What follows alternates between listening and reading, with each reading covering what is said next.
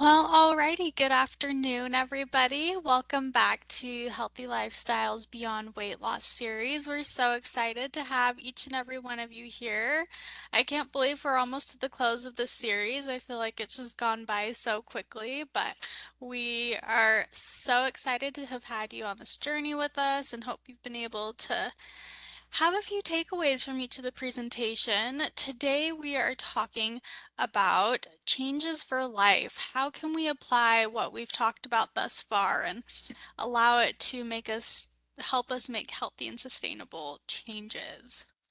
So, just a quick little recap of what we've discussed thus far. First presentation, we touched on numbers versus health and what are those health numbers that truly do matter beyond just the weight on the scale. There's media literacy and body dysmorphia. How do we handle the social media and media in general and what they're telling us about the diet culture? St. Mark's talked to us about weight loss myths and what's real, what's not when it comes to weight loss. We talked about diet culture and where does that come from? Why do we think the way we do about dieting and how can we overcome that diet culture? And then last week again, we had St. Mark's talking about why diets don't work. And ultimately, we just want to really want you to take home our overall objective is taking the emphasis off of weight and putting it on life because there's so much more to life than worrying about weight and so much life to be lived rather than being consumed of what it is that, our weight, our body, what we're eating, things like that. So, to get started today, just a few objectives, things we're going to be touching on. We're going to talk about how to create healthy and meaningful goals and finding that why behind those goals. How to understand a growth versus deficit mindset, how to overcome relapses in thought and overcome obstacles that we face. How can we use gratitude and self-talk to keep us moving forward, and how can we put it all into action? So, starting off right away, we're going to go into how to create healthy and meaningful goals. A healthy goal doesn't always mean a goal that is focused on your physical health. A healthy goal is a goal that is well thought out and it's something that's meaningful and specific to you, something that you're passionate about accomplishing. I want you to sit back and ask yourself, what is a healthy goal for me? Because I highly doubt that each one of you are going to have the same answer. We all have different likes and dislikes, different strengths and different weaknesses, different things that we love and different things that we hate. And so when we set these healthy goals for us, we need to think, what is it for me personally? I'm not going to think about anyone else. Maybe you had a friend who was really successful with a certain type of diet. Don't worry about them when you're thinking about their weight goals. When you're thinking about setting your healthy goals for yourself, think about yourself. Think about what is it for me that I can find success in doing. Just a quick example, say you have a friend who was running a marathon and they've been training for a marathon and they had this big lofty goal that they set for themselves and they're really passionate about running and they encourage you. They're like, I feel so great when I run. This is such a great, it's so relaxing for me. You should try and run a marathon with me. Like, set a goal, do it with me. Now, if you hate running, or if cardio just isn't your thing, or running that form of cardio just isn't your thing, trying to set a goal to run a marathon, while that stretches you both physically and mentally, it's not going to be the healthiest goal for you if you're not passionate about it, if you're not excited about it, if it's something that you just don't really love. So I want you to look internally about what areas in your health need improvement and what you're passionate and capable of pursuing. One helpful tool to use when creating healthy goals is to ask yourself, what does your wellness look like now? And what do you want it to look like in the future? This helps this provides a vision that you can utilize when developing your health goal. Now, once we've decided on a healthy and meaningful goal, it's important to write it out using a SMART goal framework. I know we've all heard about SMART goals before, but what's so great about SMART goals is that they allow you to clarify your ideas, they help you to focus your efforts, and use your time and allows you to use your time and resources wisely. And overall, it just increases your chance of achieving your goal. So I wanted to just do a quick little recap and I have an example goal for us. I set a goal that I want to walk 10,000 steps every day. So, to make this goal specific, it needs to be clearly defined, it needs to be well thought out, and unmistakable. There's no confusing a specific goal. It defines what you expect. It's important to use action verbs when making it specific and to detail accountability and determine what you will do. So, an example of making that goal specific is saying that I will walk at least 10,000 steps every day for 3 weeks. So, what's being specific is the amount of steps that I'm going to take and the time period of when I will accomplish it. Next, we have measurable. Measurement gives you feedback and it holds you accountable. It makes your goal more tangible because it provides you a way to measure your progress. So, by setting a specific goal of walking at least 10,000 steps or the equivalent of 10,000 steps every day for 3 weeks, you know exactly how many steps you need to take in order to accomplish the goal, which is 10,000 steps. And then this allows you to measure it. So I could use a pedometer or a Fitbit or an app on my phone to help me measure whether or not I am successful with this goal. Third, we have achievable. Achievable goals are goals that you can reasonably accomplish and that help keep you motivated and focused.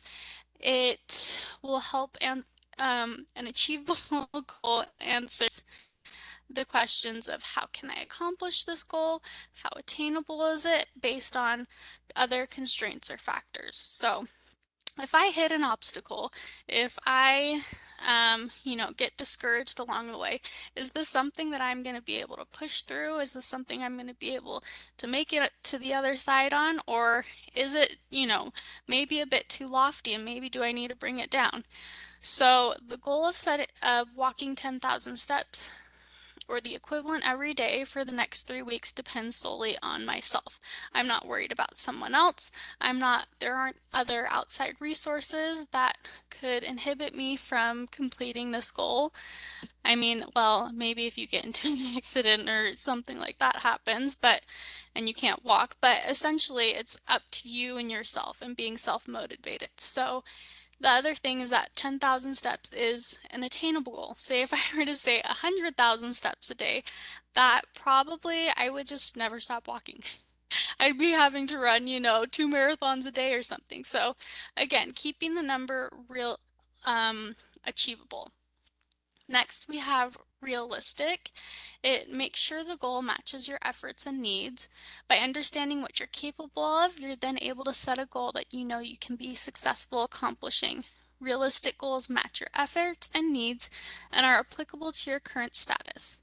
They're goals that you can stay committed to. So if you're not an avid walker, setting a goal to walk, like I said, 25,000 steps even, is not going to be realistic. So by starting small with 10,000, it helps to make it realistic. And lastly, we have time bound. Time bound goals give you a deadline and an end to work towards. Um, by having the end in sight, it prevents you from getting distracted by other tasks. You have something to keep you pushing forward, and also it's important to have a realistic time frame. Say I wanted to start walking 10,000 steps every day, and I'm only for 3 weeks straight. But say you're going on a trip, you're going to the beach for a week in between. So setting that goal during that time frame when you're probably lounging on the beach or you have other things going on in your life may not be quite as likely to accomplish. So it's important to be mindful of the timeline that you're setting for yourself, the deadlines that you're giving yourself. In the example I have listed is starting on Monday, January 4th, I will walk 10,000 steps 3 times a week for 3 weeks. And so that gives us a start date, it gives us an end date, and it gives us a time frame of how long we're going to work on uh, reaching this goal. So now that we've been able to make your goal, it's important that you find a strong why. Why is it that you're wanting to fulfill this healthy, meaningful goal? Why do you want to make these changes? All goals have a why or a reason as to why you want to accomplish them. For example, the setting a goal to walk 10,000 steps a day. Your why behind starting this goal could be that walking 10,000 steps a day will help to stabilize your blood sugar. When you have a strong why, you will be more likely to accomplish your goal. It will get you through those times when your motivation just isn't there. Once you've identified your why, I challenge you to write a letter to yourself about why you've set this goal. And any time that you may feel discouraged, go back and read this letter to yourself. And that can really help motivate you when you're feeling discouraged or when you do hit those obstacles because it allows you to see the big picture and keep moving forward. A Another exercise to help you in finding your why is called the 5 whys exercise. So it's pretty much asking yourself why 5 times to discover your deeper motivations. So say you want to start exercising every day. Ask yourself why. If the answer is I want to lose weight, why do you want to lose weight? Uh, because I want to have energy and feel good. Well, that's great. Why do you want to? Because I want to do a lot of things. I want to be able to organize my house, play with my kids. I want to be able to travel. Why do you want to do that? Because life is too short and I want to enjoy it for as long as I can. That's amazing. That's great. And so the more whys we ask, the greater understanding we're able to have as to why we are doing what we are doing. And setting goals can seem very intimidating, but setting a goal that's meaningful to you, framing it into a SMART goal, and uncovering your why can help it seem much more doable. So Brooke, I'm going to turn the oh, yeah, sorry, Brooke, I sorry. just wanted to say we have some comments in the chat. Great. So, some participants say, the why behind your goal. Sadie said, what is the why behind your health goals? And we have, I want to move more, and to age in a healthy manner. And I think both of these examples that were put into the chat, you can ask yourselves, well, why? Why do I want to move more? It's because you want to feel good, you want more energy, like you said, Brooke. You just want your quality of life to improve. We can really get down to the nitty gritty of the root behind our why to help us achieve our health goals. Yeah, another one in the chat, to be healthier. Well, why do you want to be healthier? To live a long life. It's not necessarily the amount of years you live, it's the quality of your years, which is awesome. Less body aches and pains. I love it. That's great, you guys. I love the exercise of the 5 whys because you're more likely to go back to participating in your goal once you get to the root. Like on this fifth one, which one's more compelling for me to actually engage my goal? Just I want to start exercising, or life's too short, I want to enjoy it as long as I can. Which one's going to pull on your heartstrings when you are not feeling up to it that day to work on that goal, right? Which ones are going to help push you through, and help support you? So this is almost kind of like being a best friend to yourself and really interviewing your inner thoughts as to why you want to engage in the behavior at all. And sometimes with certain people, you start to see it shift, right? It may be, I want to lose weight. Well, why? And then it starts to turn into, well, I want to have less aches and pains that we have in here. So we're like, okay, well, the real goal is let's work on exercises that help lessen the aches and pains. And it has nothing to do with the weight. which I find fascinating when you ask the five whys. It usually breaks it down to something completely different than the very first one. Yeah, I completely agree, Sadie. And we actually have two more comments in the chat that I think would be great to chat about. Someone says, I want to move because I only have one life and I want as few regrets or I wishes as possible, which is great. I think that's an awesome way to look at it. And then this is kind of a question. What if everything just seems hopeless? What's the Mhm. why? Genuinely trying to figure it out. That's a great question, Darcy. I think when we're feeling that way, to maybe write down your thoughts as to why you're feeling hopeless. Why do things seem hopeless? If it's, I just feel like I don't have time for myself. Is it, I don't feel like I have support? If you're writing the list as to why you feel hopeless, you can see the areas that we need to improve upon and where we can even begin to. And I think sometimes talking to somebody else helps bring that out, right? Sometimes we get so caught up in our own, struggles and challenges that it's hard to see the bigger picture. But if we can talk to even professional health coach, if we're doing health goals and it's a dietitian or a therapist or any health professional, they can help us break it down. They can help Yeah. pinpoint to what could help you feel better and come out of that feeling hopeful. Yeah. But sometimes we need extra help because, yeah, when you're down in the dumps, it's hard to see a way out. I love that, Sadie. I also think it's important to recognize what, you know, back to what Brooke said, you can't compare your health goals to someone else or someone else's health achievements to your health achievements because we're so uniquely different and it's so important to just, don't always focus on the giant goal Mm-hmm. in front of you. Take short, small steps. And we're going to talk about daily wins and positive affirmations today. And maybe that can help you. And then we have a chat or we have a comment going in the chat. It says, start small. Start with something that takes a little time if time or fitness is the issue. 5-minute walk outside each morning. Yeah, it doesn't have to be anything massive, right? Just celebrate those daily wins. As small and simple as they are, can get you out of whatever funk that you're in and get you started on this journey of health and wellness. And I love to think it's not perfection, it's just about consistency. Mm-hmm. Being consistent and every single day doing something. It's not an all or nothing. It's just all or something. And if you give yourself something to work towards in your health goal for that day, then you will have been successful. So just yeah, keep that in mind. Anyway, sorry to hijack that. Brooke, you can continue on. No, I thank you so much for both of your comments and for the comments in the chat. It really helps add to the presentation. And I'm gonna turn the time over to Sadie now, and she's gonna talk a little bit about the growth versus deficit mindset.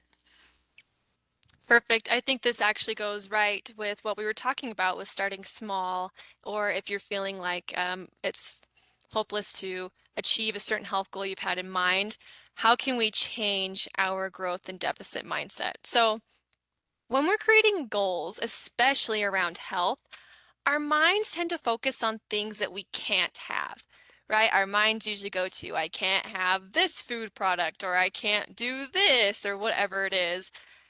But it's important when you're setting goals to do something that motivates and inspires you to be successful and staying committed to your why is by creating goals that are adding to your life.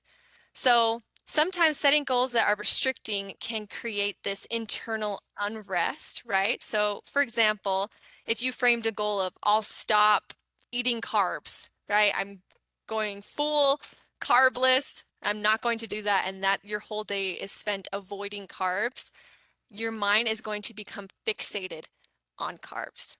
Instead, if we switch our perspective and say something like, I will start incorporating more vegetables into my daily routine, then we're looking for opportunities throughout the day to throw in maybe some broccoli to our mac and cheese that we love to make, or maybe we're adding movement to our day. So we're thinking, oh, instead of at lunch taking a full 60 minutes at my desk, maybe I do 10 minutes of movement and then use the remaining time at my desk. So looking for adding things to your life rather than all the things you're not allowed to do will help change that perspective.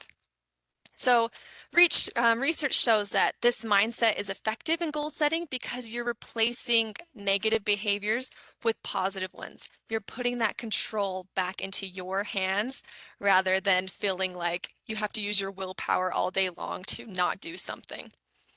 So as humans, we hate being told what to do, even if it's by our own selves.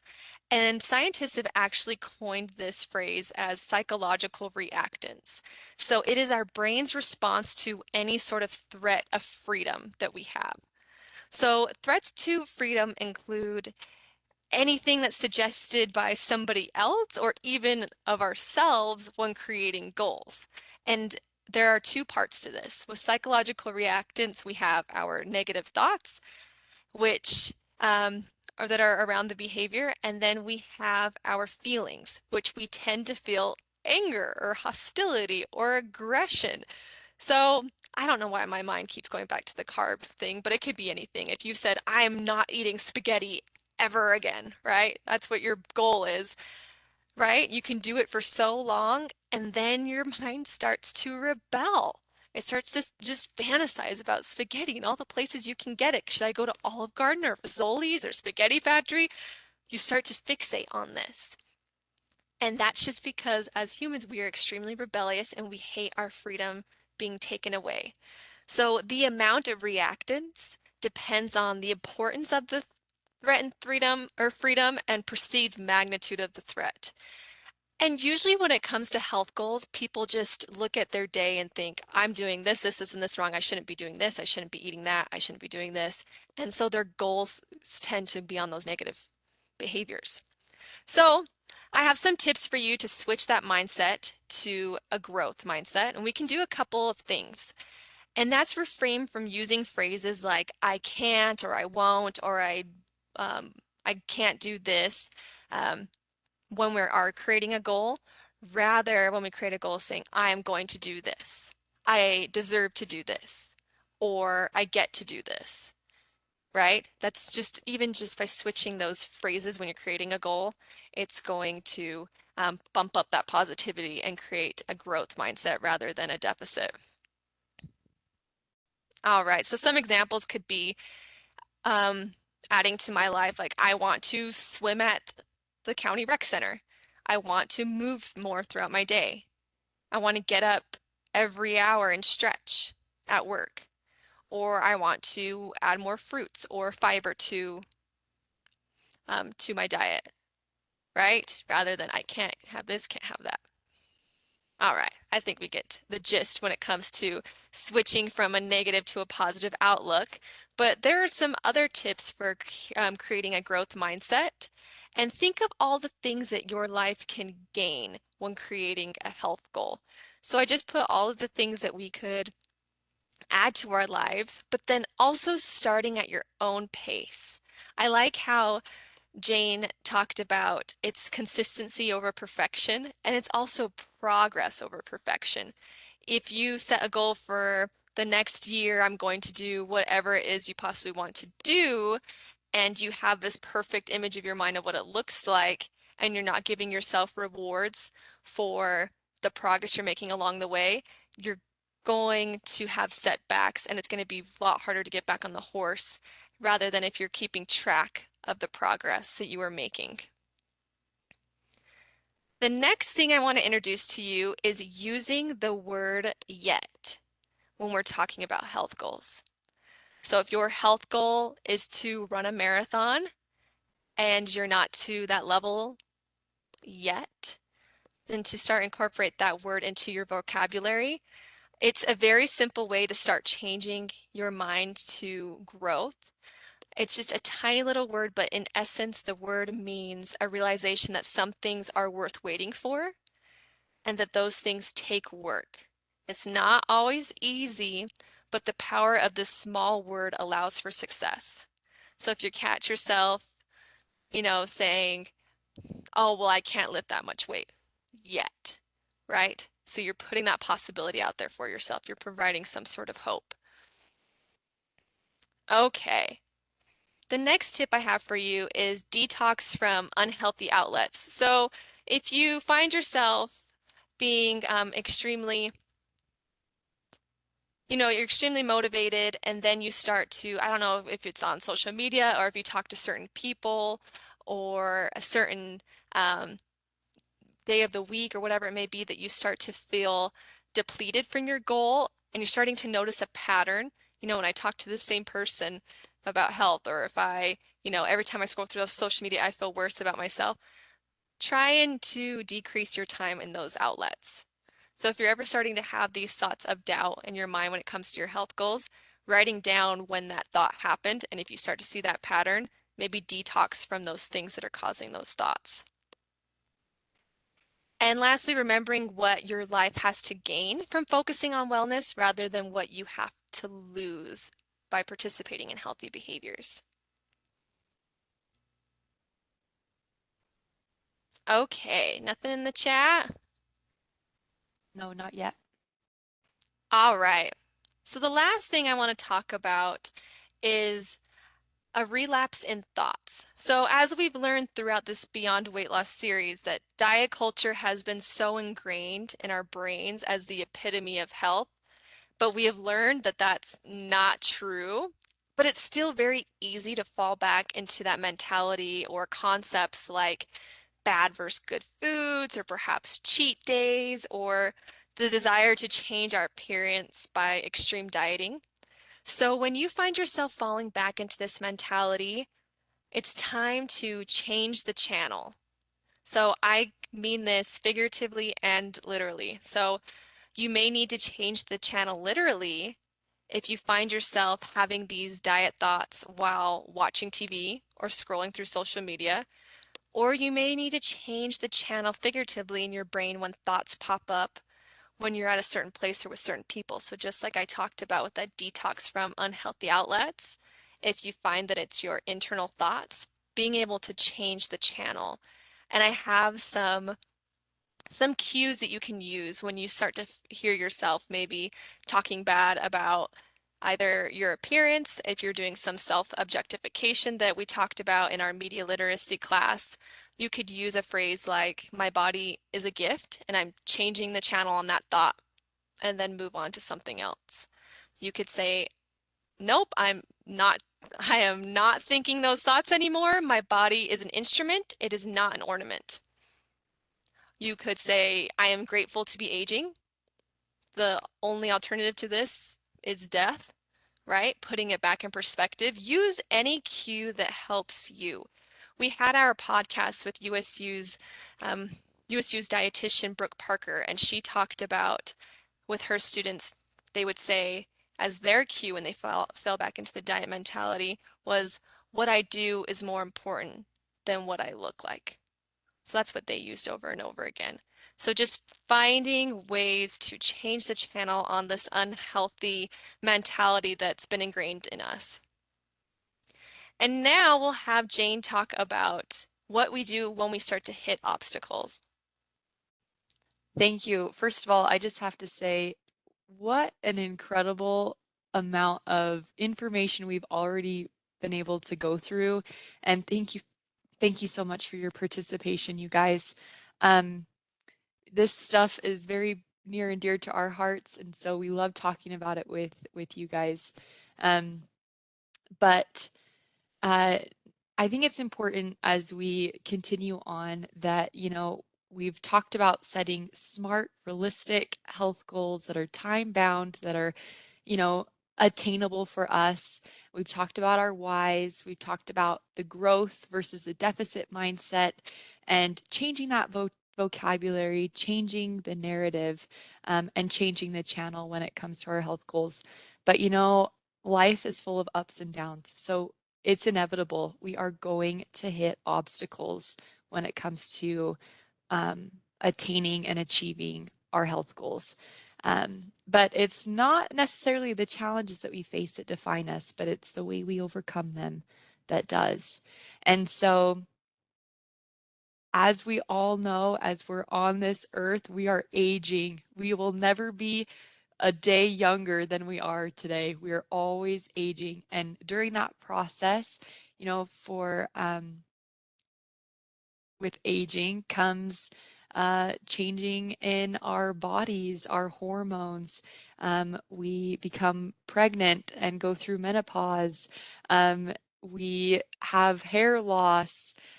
We have chronic health conditions, um, and even injuries, right?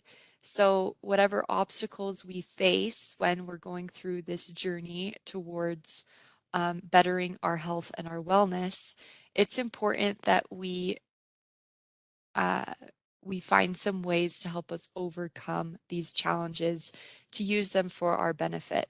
And so we just came up with a few that have helped us, and hopefully they can help you. So the first is to feel your feelings. So when um, become injured and you're no longer to able to move your body the way that you want to, or you have a chronic health condition that has to change the way that you eat, or you know you are going through the postpartum phase. um, feel your feelings. A huge part of mindfulness is to live in the present and focus on the now. And when we feel our feelings, we're able to give ourselves the space that we need to process how we feel, in order for us to take the next step in our health journey. And there's nothing wrong with that. I love the phrase, don't give it legs. You can feel what you need to feel, but don't give those feelings legs to all consume you and take over the way that you're feeling. Um, so feel the way that you need to feel so you can make the next step to overcome, um, and help you along your health journey. The next is to make a plan and hold yourself accountable to that plan. Oh my goodness, whenever I make a plan and I stick to that plan, I keep that promise I made to myself. I don't know about you, but I always feel better. I always feel better when I hold myself accountable to the promises that I've made to myself. So when it comes to your health goals, when you've created that goal, when you've created that plan, when you've fit it into your day, um, that is huge. Promises we make to ourselves are the ones that we should try our hardest not to break. And as you go along with this plan, um, give yourself grace. There's going to be days where it's difficult to add more vegetables into your day, or it's going to be harder for you to get 8 hours of sleep, or it may be more difficult for you to fit in movement. But give yourself grace and allow yourself, um, to be kind to yourself, because it's a journey. It's all about just taking one step at a time and doing your best every single day.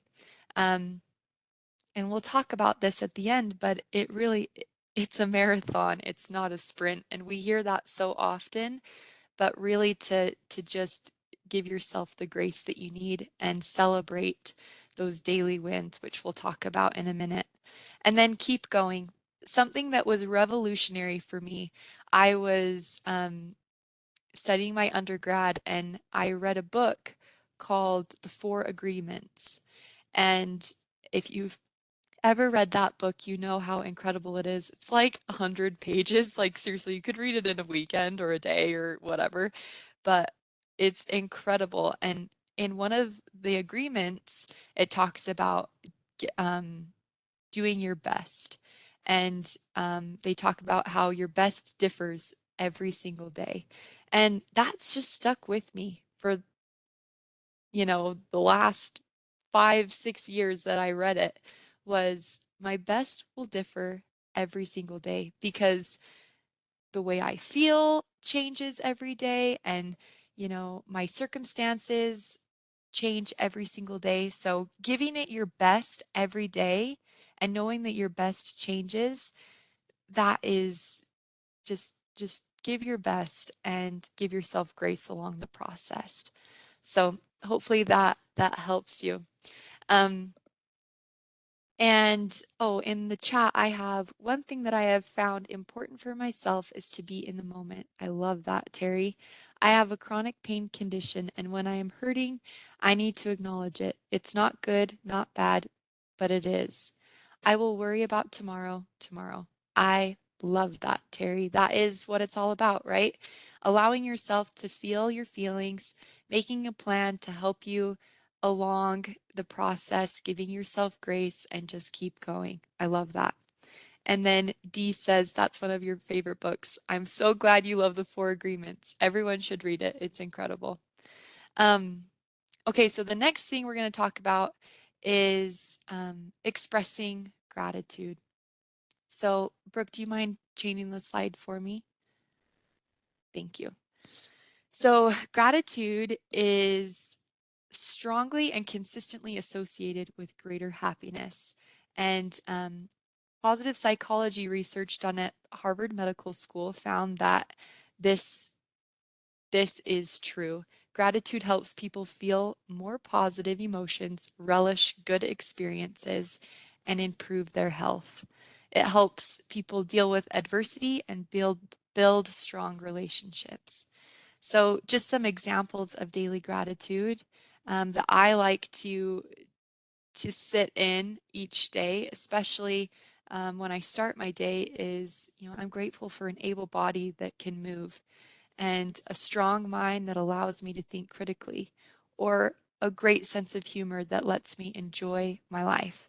These are small moments of gratitude that we can focus on when we are in um, when we've hit obstacles in our health journey, as well as if we haven't hit obstacles. Gratitude is a great thing for us um, to express in order to improve our health and relish those good experiences, like we mentioned.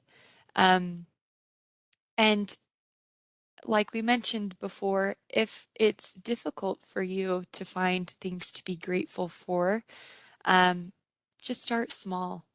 Um, and one way that I have found I can start small in my gratitude journey is to look for my daily wins. And daily wins are just small things that we accomplish every day that can really make a big difference in our overall um, the way we feel and the way that we um, perceive the world around us. So, what are some daily wins that you celebrate? Put them in the chat. I want to hear. For instance, we've got finishing a good book. Yes. Um, who doesn't love finishing a good book? It always makes you feel better and you see the world a little bit differently. Cooking a delicious meal. Oh, that is one of my favorite ways to celebrate a daily win is when I've, thrown it together, I've worked all day, it's on the table, it's like I did it. I made it happen. Um, Getting 7 to 9 hours of sleep, that is a huge daily win. Drinking all your water for the day. Um, I always feel good when I have drunk, drinking all my water for the day. It always makes me feel great. Oh, they're coming into the chat. Dee says, spending time with friends, that is a daily win. When you can laugh, right? Laughter, spending time with people that you love, that get you, that you get, nothing is better. Gwen says, yesterday I was grateful for the delicious smells from my slow cooker because I knew I wasn't going to have to figure out dinner while coping with the migraine. Gwen, I love that. See, daily wins, they are all around us. We just have to look for them. Um, Another daily win that I feel for myself is, if the day just did not go the way that I wanted it to, and I just think, you know what, I'm going to go for a short walk just because I need it. I need some sunshine and I need to move my body. That's a daily win. Just getting out and looking for them. They're all around us. So, another way that we can cope with and hitting obstacles is expressing positive affirmations to ourselves. And positive affirmations, if you've been around healthy lifestyles, you know we love them, and they are just so good for our overall wellness, but especially our emotional and our mental health. And a study published in the Journal of Social, Cognitive, and Affective Neuroscience, they used an MRI to reveal that practicing self affirmations, so positive affirmations, were effective in terms of feeling good and feeling pleasurable. So, what they did was they had patients go into an MRI and they would repeat positive affirmations to themselves while they were in the MRI. So, for example, they'd go in and they'd say, I will earn that job promotion. They will say, I'm going to get that new car, or I am proud of who I am. You know, these positive affirmations that they would say. And scientists found that when they would repeat these words, it would actually light up the same reward centers in our brains that respond to other pleasurable experiences, such as eating great food or winning a prize or graduating, with your master's degree, or finishing a race, whatever it might be. It fires up, repeating positive affirmations fires up our neural pathways and makes changes to those areas of the brain that make you happy and more positive. So, instantly, when we say positive affirmations to ourselves, we believe that we can do things. We believe in ourselves. We become our greatest cheerleaders. How awesome is that? We have the power to change that narrative just by the way that we talk to ourselves. So, various studies also confirm that affirmations decrease deteriorating stress. They increase the amount of movement people get in their day because you feel good. It creates that desire for endorphins and to move. It gives you energy. It helps people choose more nutrient dense foods, um, like fruits and vegetables and whole grains. And it helps people achieve both academically as well as within their workplace. So it's incredible. The magic behind positive affirmations is that they hijack our thoughts for our own benefit, right? Rather than having those negative thoughts in our brain, they rewire our brain and help us teach ourselves um, to think about the world around us differently. So if you repeat these phrases often, they become your reality, which is incredible that we have that power. So some of my favorite positive affirmations to say to myself is I am enough. I will be kind to myself today. I am in control of my own thoughts and emotions, and I adopt the mindset to praise myself. I can do hard things. I say that every morning when my little boy wakes up far too early than he should, and I just think I can do hard things. I can do this today. And I can when I tell myself I can. So in the chat, Sarah says, I try to do something each day that will stay done. Laundry is never ending, but working on a quilt that will last a long time is rewarding. I love that. It's all about our perspective. So cool. Thank you guys. Um, Positive affirmations are so important and they really can shift our perspective and propel us to become the people that we want to be, which is great. So try and get some of those in today. Thank you so much, Jane. I Love positive affirmations. Like you said, at Healthy Lifestyles, we'll throw a few in our teens chat every day and recite them together. And it's one thing to think it, it's another thing to say it out loud, and then it's another thing to believe it as well. But like you said, there really are, and I'll talk about this in a minute, but there's neural pathways in your brain, like neurons. It's called neuroplasticity. And what that does is the more you do something, the stronger those pathways become and the easier it is to do. So if you continue to keep doing these positive affirmations every day, they're going to get easier to say and do each and every day because it's like a muscle. It's getting stronger and stronger. And then before you know it, it's just going to be a habit and it's going to be something that you do without even thinking about it. And then you're just going to start believing it. So I love that, Jane. Thank you so much for sharing. So we've talked all about how we can build a goal, how we can overcome obstacles, how we can reframe it into thinking more positively and having a growth mindset versus a deficit mindset. So, how can we put it all into action? Because, like I just said earlier, it's so much easier to say it than it is to actually do it. But how can we put it into action and make sustainable, healthy goals and healthy habits? So, how many times have you tried to get yourself to, you've gotten yourself to set a goal and you've been really good for a few days, and then all of a sudden you stopped. You get there's some setbacks, you lose motivation, and then you kind of give up and you're back to square one.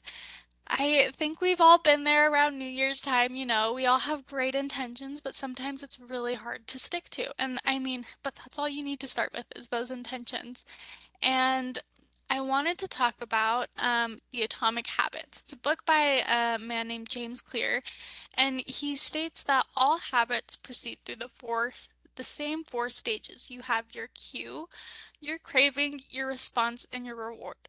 And it's all a feedback loop. So I was going to use an example to kind of help us understand how this works. So your cue is what triggers the brain to initiate a behavior. It's a bit of information that predicts a reward, and your mind is continuously analyzing your internal and external environments for hints of where rewards are located. Because the cue is the first indication we're close to a reward, it naturally leads to a craving. So the habit that I wanted to use for this example is going for a walk during your lunch break. So the cue in this case would be you have a lunch break. Your craving now is the motivational force behind every habit. Without some level of motivation or desire, without craving a change, we have no reason to act. So what you crave is not the habit itself, but the change in state it delivers. We don't crave brushing our teeth, but we crave the feeling we get when your mouth is clean. So in this case, we are craving, in the example, we are craving wanting to relax. So our response, which is the actual habit that you perform, can take form of a thought or an action, and whether a response occurs depends on how motivated you are and how much friction is associated with behavior. So you had your cue, you have a lunch break, your craving is you want to relax, so your response is you go for a walk. Now, fourth, your reward. It's the end goal of every habit, and the first purpose of a reward is to satisfy the craving and for a moment deliver contentment and relief from the craving. So, by going for a walk, you are satisfying your craving to relax. And so, therefore, what happens and how this becomes a habit is that your lunch break then becomes associated with going for a walk because walking helps you relax from your workday. Uh, Clear goes on to state that the cue is about noticing the reward, the craving is about wanting the reward, and the response is about obtaining the reward. We chase rewards because they serve two purposes. They satisfy us and they teach us. They teach us which actions are worth remembering in the future. And As you go about your life, your sensory nervous system is continuously monitoring which actions satisfy your desires and deliver pleasure.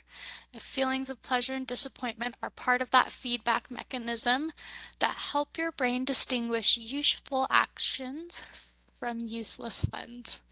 If a behavior is insufficient in any of the four stages, it will not become a habit. If you eliminate the cue, the habit will never start. And if you reduce the craving, you won't experience enough motivation to act. If you make the behavior difficult, you won't be able to do it. And if the reward fails to satisfy your desire, then you'll have no reason to do it again in the future. So if we're trying to make uh, creating a healthy habit easy, what should we do? For our cue, we want to make it obvious and we want to make it easy to recognize. A lunch break, for example, is something that's easy to recognize. It's something that happens every day, same time every day. Your craving is you want to make it attractive. It's not something we want, if it's not something we want, it's not something we're going to do. So, we all want to relax. We all want to have a break in our day from the hustle and bustle of everything going on. Your response, you want to make it easy. If it's too difficult to perform, we'll be less likely to perform it. So, saying I'm going to go and do like a 3 mile run during my lunch break. For some people, that may be feasible, but others, that may not be so easy to do. So just going for a short walk during your lunch break, it's something that's easy. It's not going to be too difficult to perform. And fourth, your reward, you want to make it satisfying. So when you finish that walk, when you complete this habit, you want to feel content. You want to come back and feel like, okay, I did what I needed to. I feel good. I feel energized and I feel ready to go again. So how can we utilize this habit cycle to help us achieve and sustain our goals? We can do that by using the habit layering technique. So as I mentioned earlier when I was talking with Jane, we have what's called neuroplasticity, and that's all these different pathways that are in our brain and that are strengthened or weakened depending on how much or how little we perform certain actions. So the more we do something, the stronger those connections are. The less we do it, the weaker the connections are. And habit layering takes advantage of those strong and already established connections. So, for example, say I want to create a habit of meditating every morning. In order to create this new habit, I'm going to pair it with a current habit that I already have, which is brushing my teeth. Every day I get up and that's the first thing I do. I brush my teeth. It makes me feel good and refreshed and ready to go for the day. So every morning after I brush my teeth, I'm going to immediately go to my desk space and I'm going to meditate for 10 minutes. By layering this habit, it increases the likelihood of developing a new habit because I already have something that I'm in the routine of doing. It's just elongating that routine for 10 more minutes. The secret to creating a successful habit is to select the right cue to kick things off. Say if I were to try pairing that morning meditation with making breakfast for my daughter. It'd be easy for me to just say, okay, after I make breakfast, I'm gonna go meditate. But it's so easy to get distracted because when we're making breakfast in the morning, there's messes, there's crying sometimes, there's play, there's all sorts of different things that can happen and can distract me. And therefore, I might not get to that meditation. I might run out of time if I try and do that after our morning breakfast. So doing it first thing in the morning is something that would work best for me and allow me to best fulfill it. A few more examples to help give you guys a few ideas is say you're wanting to work out more. Try pairing after you take off your work shoes when you get home, immediately change into your workout clothes. So you're ready to go and you don't have any excuses. You're already dressed.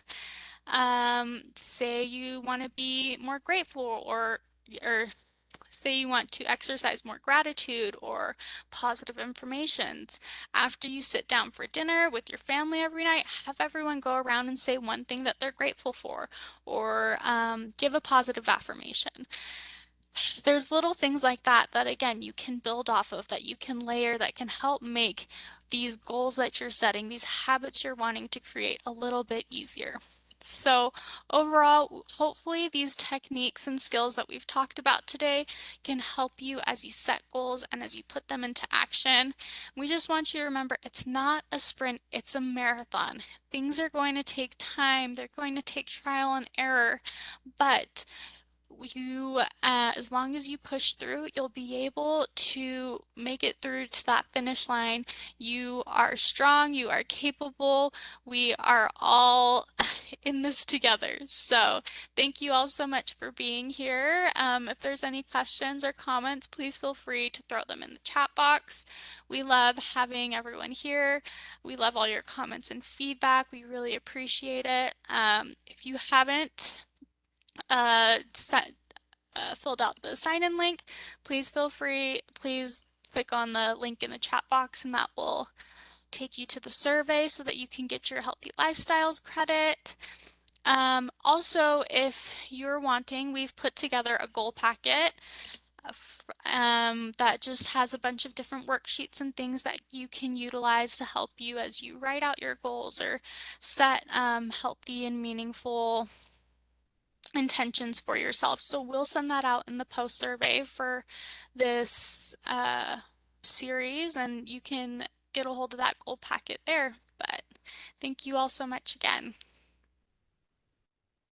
And for part 2 of Changes for Life, we will be talking about blue zones and taking lessons from the oldest people on Earth and how they got to a life full of happiness and quality, and how we can mimic their behaviors so that we can do the same. So that's what we'll talk about next time. All right, I think we have some comments. Ooh, let's see. We have some thank yous and some suggestions for upcoming workshops. Cool. Thank you for sharing those suggestions.